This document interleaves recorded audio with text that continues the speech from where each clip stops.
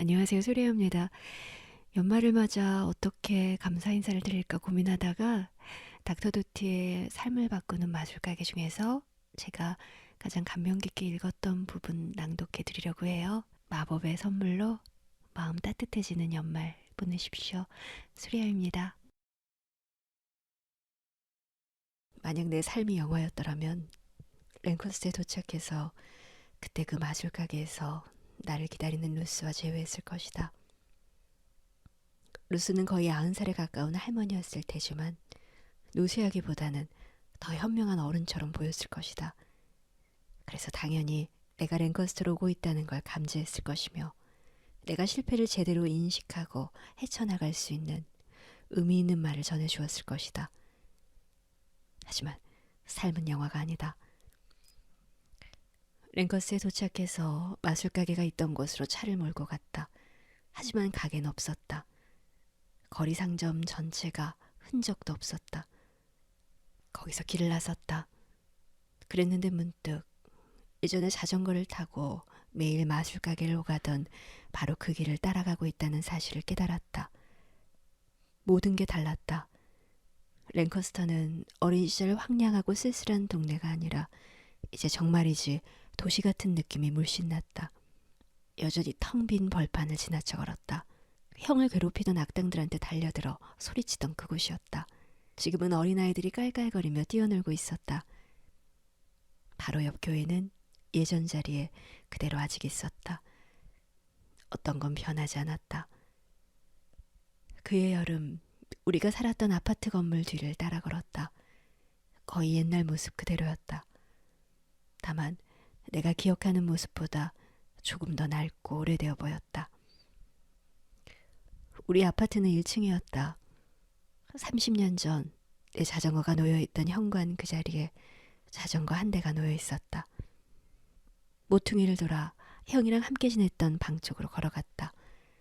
찢어진 커튼이 반쯤 창문을 가리고 있었지만 창문 선반 위에 몇 가지 피규어 장난감이 보였다. 마당 쪽으로 조금 더 가까이 걸어갔다. 뒤를 돌아보니 나무 한 그루가 있었다. 때로는 부모님이 싸우는 걸 피해서, 또 때로는 그냥 혼자 있고 싶어서, 어쩔 때는 너무 쓸쓸해 그냥 울고 싶어서 그 나무에 오르곤 했다. 잡초와 쓰레기가 쌓인 벌판 쪽으로 조금 더 멀리 걸어가 주변을 둘러보았다. 아주 잠시 우두커니 서서 벌판을 바라보았다. 다시 어린애가 된 것 같았다. 루스를 만나러 열심히 자전거를 타고 달리던 그때 즐거운 기분이 느껴졌다. 옛날에 늘 가던 대로 벌판을 가로지르는 길을 따라갔다. 그러다 빵빵 자동차 경적 소리에 갑자기 현실로 돌아왔다. 나는 지금 무엇을 찾고 있는 걸까? 아니, 왜 랭커스터에 온 걸까? 막막하기만 했다. 루스는 여기 살지 않았다. 오하이오 사람이었으니 만약 살아있다면 거기에 있을 것이다. 그러고 보니 루스의 성도 몰랐다. 뭔가 중요한 것을 놓치고 있다는 생각을 하면서 다시 내 차가 있는 곳으로 돌아왔다. 난 여기에 무엇 때문에 왔을까? 내가 정말로 찾고 있는 것은 무엇일까? 조수석에 공책이 놓여 있었다. 그것을 집어들고 루스의 메모를 읽기 시작했다. 마음의 나침반. 거기에 밑줄이 쳐져 있었다. 그날 아침에 볼 때만 해도 거기에 밑줄이 쳐져 있었는지 기억나지 않았다. 분명히 알아채지 못했던 것이다. 공책을 확확 넘기면서 나머지 루스의 메모까지 다 읽었다. 왜 이 구절이었을까? 눈을 감고 루스가 이 말을 해주었던 때를 기억하려고 노력했다. 바로 싸움이 있던 날이었다. 내가 처음으로 마술 가게에 지각하던 그날이었다. 루스가 나한테 내 마음을 여는 것에 대해 말해주던 그날이었다. 마술 가게 뒷방 의자에 앉아있던 때가 기억났다. 그곳의 냄새도 기억나고 그 다음에 노래 가사나 시 같은 이런저런 것들도 떠올랐다. 저마다의 삶을 살아가는 우리는 언제나 고통을 일으키는 여러 상황을 겪게 된단다. 그걸 마음의 상처라고 부르지. 네가 그걸 무시한다면 그건 절대로 치유되지 않아. 하지만 때로 우리 마음이 상처 입을 때 그때가 바로 마음의 열 때이기도 해. 실은 종종 우리에게 성장을 최고의 기회를 주는 건 다름 아닌 마음의 상처이기도 해. 이런저런 힘겨운 상황들, 그게 바로 마법의 선물이지. 눈을 떴다. 그날 내가 마술 가게를 나서던 때도 기억났다. 루스가 주차장까지 나를 따라왔었다. 짐, 나침반이 뭔지 아니?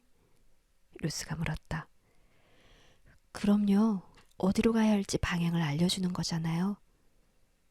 짐, 네 마음도 일종의 나침반이야. 그리고 가장 위대한 선물이기도 하지. 만약 혹시라도 네가 길을 잃는다면 그냥 마음을 활짝 열어보렴. 그러면 그 마음이 너를 올바른 방향으로 데려다 줄 거야. 마술 가게에서 시작한 나의 탐색은 내면으로 향하는 여정으로 날 데리고 갔지만 아직 나의 여정은 끝나지 않았다. 내면과 더불어 밖으로도 길을 나서야 했다는 걸 그제야 알았다. 머리는 항상 구분하고 가르면서 우리를 별개의 존재로 떼어놓으려 한다. 어차피 돌아다니는 데는 한계가 있으니 그 정도 선에서 타협하여 우리 자신을 비교하라고, 우리 자신을 차별하라고, 우리 것이라고 하면 무조건 손에 넣으라고 가르칠 것이다. 하지만 마음은 우리를 연결하고 함께 나누고 싶어 한다. 그리고 마음은 우리 사이에 차이는 없으며 결국 우리는 다 같은 존재라고 알려주고 싶어 한다. 마음은 자기만의 정보 채널이 있다. 그래서 만약 우리가 마음으로부터 뭔가를 배운다면 마음을 내주어야만 우리가 가진 것을 온전히 유지할 수 있음을 알게 될 것이다. 우리가 행복하고 싶다면 다른 사람들을 행복하게 하면 된다. 우리가 사랑을 원한다면 우리가 사랑을 주어야 한다. 우리가 기쁨을 원한다면 다른 사람들을 기쁘게 해야 한다. 우리가 용서를 바란다면 우리가 용서해야 한다. 우리가 평화를 바란다면 우리 주변의 세상 안에서 평화를 만들어내야 한다.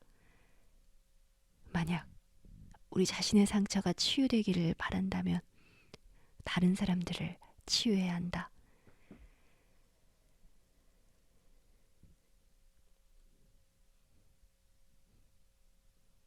루스는 나에게 기법을 가르쳐주고 제대로 된 연습을 시켜주었다.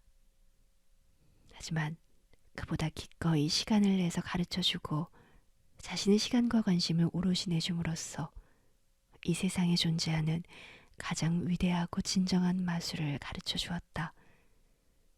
그것은 바로 연민의 힘이었다. 연민은 우리 각자 마음의 상처뿐 아니라 주변 사람들의 마음까지 치유할 수 있는 힘을 지녔다. 그것은 가장 큰 선물이자 가장 위대한 마술이다.